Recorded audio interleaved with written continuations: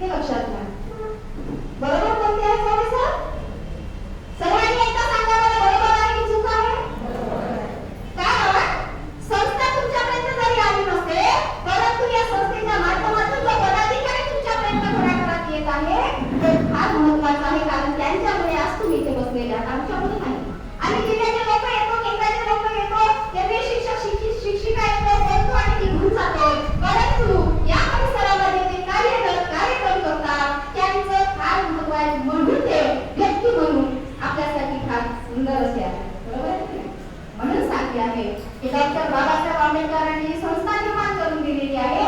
या संस्थेच्या माध्यमातून 24 प्रकारचे जे शिबिरं राबविल्या जातात, त्यापैकी आपण या राजुऱ्यामध्ये अनेक शिबिरं राबविली आहेत. गोंदी झालं, आपलं बामणवाडा झाला, राजुऱ्यामध्ये 2-3 शिबिरं झाले. त्या शिबिराच्या माध्यमातून संस्था काय आहे माहित झालं.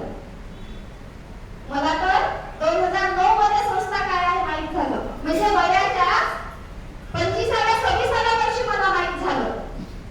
परंतु या गावामध्ये इथे कदाचित संस्था आली असेल, संस्थेचे लोक जरी आले असतील, तरी पण संस्थेचं काम इथे मात्र वाढलेलं नव्हतं. खरी आहे का गोष्ट? खरी आहे. परंतु ज्या ज्या कार्यकर्त्यांनी या संस्थेला वाढवण्याचं काम केलेलं आहे, ते नेतृत्व साव सर असतील, वामन सरकार सर असतील, संदीप सर असतील, जयदीप खोब्रागडे सर असतील, संस्थानिक दल असेल, म्हणजे संरक्षक दल असेल, या सर्वांनी इथे येऊन काम वाढवलेलं आहे. आणि त्यांचे अध्यक्ष आदरणीय नेताजी भदे सरांच्या नेतृत्वामध्ये सुंदर असे इथे कार्यक्रम झाले. तसेच कार्यक्रम आदरणीय नेतृत्व सरांच्या कार्यकारिणीमध्ये सुंदर कार्यक्रम घडत आहेत आणि घडत राहतील. याही समोर अध्यक्ष येतील, तेही सुंदर कार्यक्रम घडतील. आणि या संस्थेला महत्त्वाचं काम म्हणजे वाढवण्याचं. आज राजुरा शहरामध्ये 16, 17, 21 शाखा तयार झालेल्या आहेत. बरोबर आहे सर? 17 शाखा तयार झालेल्या आहेत. भद्रावतीमध्ये 8 ते 9 शाखा तयार झाल्या आहेत प्रत्येक शहरामध्ये. कारण काम करत असताना माणूस, कारण बुद्धाने म्हटलेलं आहे तर दीपक हो.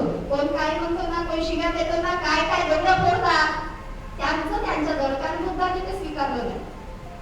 बरोबर आहे की नाही का? माणसाने त्याला शिव्या दिल्या पण त्यांनी ते स्वीकार केलं नाही. पुढे जाऊन ते म्हणतात की आता दीपक हो, मी काय केलं पाहिजे, मला काय करायचं आणि मला कुठे काम करायचं आहे हे मी ठरवलं पाहिजे, इतरांनी ठरवू नये. मला कोणाचं बोलायचं आहे, मला कुठे बोलायचं आहे हे इतरांनी ठरवू नये.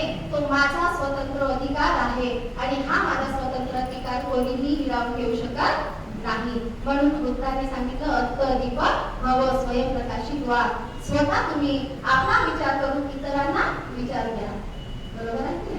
त्याचबरोबर डॉक्टर बाबासाहेब आंबेडकरांनी समता सैनिक दल सुद्धा दिलेला आहे. समता सैनिक दलामध्ये अनेक लोक काम करत आहेत, अनेक संघटना समता सैनिक दलाच्या आहेत आणि राहतील. परंतु संरक्षक दल हे भारतीय बौद्ध महासभेचं मुख्य विभाग आहे. लक्षात घ्या. संरक्षक दल म्हणजे समता सैनिक दल हे फार महत्त्वाचं आहे. तुम्हाला एक उदाहरण सांगते. यावेळी दीक्षाभूमीला असताना होते कसं, त्यावरच लक्ष द्या.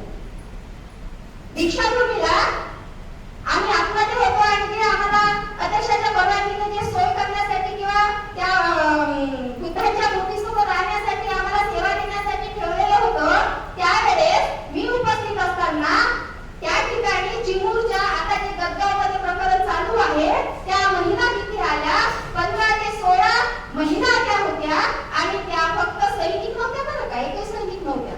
परंतु त्यांनी समता सैनिक दलाची साडी अंगावर लावलेली होती आणि त्या मला भेटल्या. मी त्यांना विचारलं, दर्शन करण्यासाठी आल्या, दर्शन केलं. मी म्हटलं अजून अस्थी आलेली नाही, जेव्हा अस्थी येईल तेव्हा तुमचं खरं दर्शन होणार आहे. नंतर मी त्यांना पुन्हा विचारलं की तुम्ही आता काय करणार. तर नाही, आता आम्ही जे दुकानं लागतात ना ते आम्ही फिरतो आणि नंतर आम्ही सायंकाळी येतो दर्शन घ्यायला, असं त्यांनी म्हटलं. मी म्हटलं अजिबात बाहेर जाऊ नका, अजिबात बाहेर जाऊ नका.